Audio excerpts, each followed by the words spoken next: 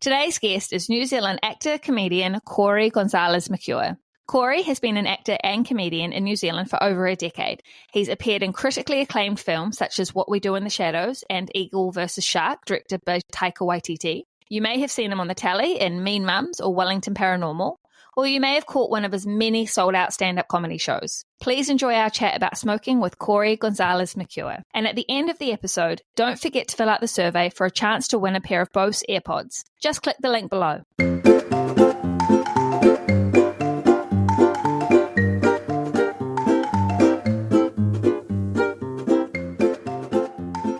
Cori, how are you? Good, thank you. How are you guys?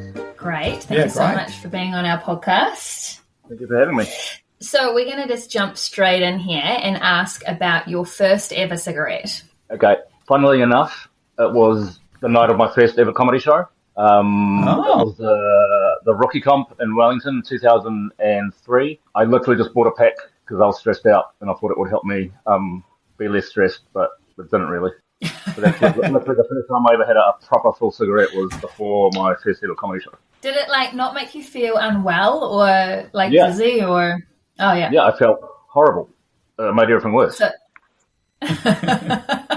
Did it affect your performance, do you think? I won it, so probably not. Well, funnily enough, I was also in that competition, so and I didn't win. Yeah, so maybe that's went wrong. I don't know. Maybe I should have had a cigarette, maybe if you didn't have a cigarette, you would just have been way more funny, and you would have totally blown out the competition. But I wouldn't be here. Yeah. Do you have any funny stories about cigarettes?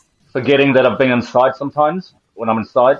Especially when because when I started smoking, you could still smoke inside, you could still smoke on stage and stuff. So I don't know if that's funny, but it just seems so weird now that there were some shows that I do smoking a cigarette inside an underground comedy club with a cigarette in my hand. That just seems bizarre right now. And then when the smoke ban happened, there'd be times you'd have a few drinks, you'd forget that it had happened, so you just start smoking inside anyway. Yeah, right. I mean, I do remember that because I'm not a smoker, and I wasn't a smoker then. But I would go out to these comedy shows, and I'd come back, smelling like smoke because you were allowed to smoke in the bars. People would smoke on stage. But then, when was the smoking ban when it came in? It was about when I turned 18 because I never was in a bar with cigarettes. Yeah. So, oh, really? I mean, December 2004. Yeah, and I think there was a little bit of confusion as to whether people could smoke on stage because that was kind of part of some people's characters, Bill Hicks or whatever. Yeah. The whole shtick was that they had a cigarette, and then once they lost that, it was you're losing 90% of your personality. So, you mentioned that you started smoking around comedy, and then were you 19, 20, around that age? Well, I just turned 21 when I started. Right. Okay. And then when did you realize that you were kind of a smoker? Did it become a regular habit or? It did for a little bit. I mean, at the same time, so I started comedy, and at the same time I was at university and I was working a couple of jobs. So I used to do it when I had a break or just if I was stressed out, I'd, in between classes at uni or a smoker break at work. Maybe 2 years after doing that, I was never a full-on smoker. I could go a while without smoking, but a lot of it was just always to do with comedy. The more I gigged, the more I smoked, and that was kind of when I realized maybe I don't need to smoke every time I'm gigging. Yeah, right. And so the more successful you came in comedy, the more gigs you had, the more smoking. Yeah, you would do. So did you ever try and quit, or are you smoking now? No, I haven't properly smoked for. I mean, I'll smoke if I'm really drunk. I'll smoke. I can't remember the last time I bought a pack of cigarettes or had a cigarette probably years. So did you actively decide to quit? Yeah, I think I just cut down on drinking more than anything. So I had my daughter, which probably helped a lot. So I've never smoked. I would never have, and I never will. Never would have thought of smoking around her, and that so I never had cigarettes around. Because sometimes if you've got a pack of cigarettes in your drawer, and you're having a few drinks, you'll go get them. But I've never put myself in a situation where I'd have cigarettes around, so it wasn't like I've got to try and quit, because I was never that addicted to it. It was more just my own personal situations, my living situations, cutting down on drinking, that kind of made me do it without realizing.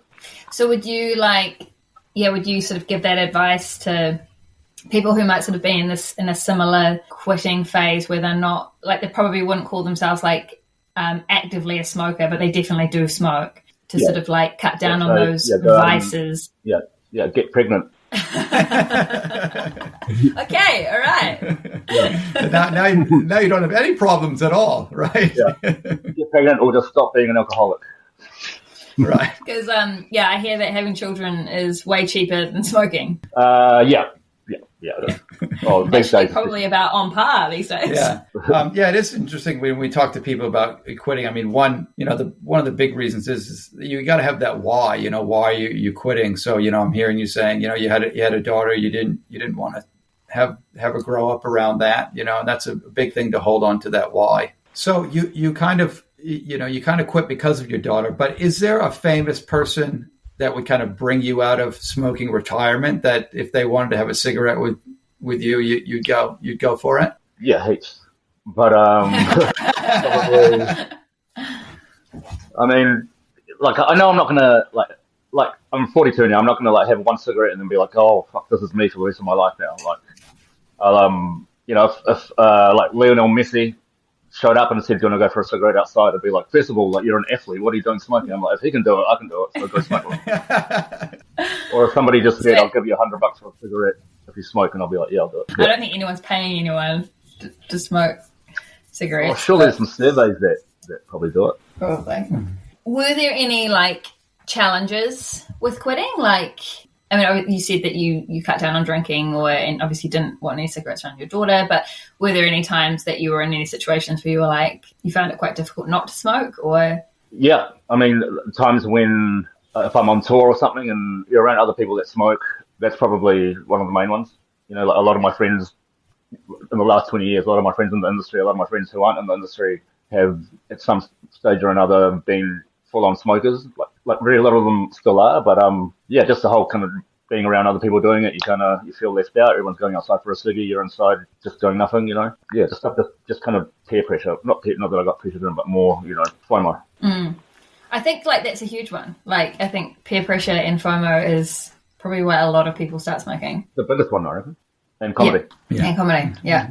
Do you think smoking's cool? I mean, it's cool in movies and music videos and stuff, and if you see some musicians do it, but I can definitely see how it's been glamorized. When you get down to it, it's disgusting. What about vaping? Have you vaped at all? Yeah. That's probably why I haven't really smoked that much in the last couple of years. If I'm going out for drinks and I feel like a cigarette, I'll just get a vape instead. And I know it's such a kind of new thing that nobody really knows its effects, so I can't really sit here and say it's better than smoking or it's worse. I can definitely see how it's becoming really addictive for some people. Yeah. So what about you? Do you feel like you're in a similar situation with smoking, that you could just put that down if you wanted to? Yeah, I think I'm in the same situation I was when I started smoking with vaping. If I'm having drinks, I'll have a vape, but if I'm not drinking, I won't. I won't go. I'll find them disgusting. But then as soon as I have a couple of drinks and I see other people vaping, everyone's vaping now. Most 90% of the people I know are vaping. Against the FOMO. Yeah. So is vaping cool? Yeah. I reckon vaping's even worse than smoking. So, you wouldn't vape around your daughter, right? No, never. Yeah, and she knows what vaping is. She hates it. Because she's never really been exposed to cigarettes, so she doesn't really know what cigarettes are. But she knows what vapes are. She sees them everywhere. Very anti-vaping. Just going back to the quitting, in particular, on smoking. When you said, smoking at such, social situations, at gigs and stuff. Have some people around you quit, and how have people responded to that? A lot of people have, and everyone's stoked for them. Yeah, everyone's just, anyone who's quit anything, I think we're proud of them. That's cool. It's hard. Yeah, it's just funny that it's like everyone does it because of FOMO, but then everyone's really stoked when everyone quits. Yeah. Do you have any tips that you would sign off with today for anyone who's trying to quit or thinking about it? Yeah, maybe. I mean, cancer's really bad, so think about that. And also, maybe just don't believe the hype. But it's not.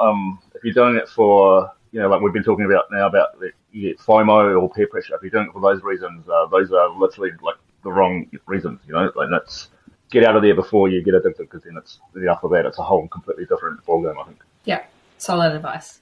Yeah, totally. Yeah, and you think, like you said before, when someone does quit, everyone's proud of them, stoked for them. It's actually something that other people look up to. So it's kind of the opposite side. You're kind of doing something because, I think this will help me fit in. This will be cool. But then, when you do it, people really respect it. You're awesome. So do that. Yeah, hard out. Oh, thank you so much for coming in, having a chat to us, Cori. Solid advice. Guys, thank you. Awesome. Cheers, guys. Bye.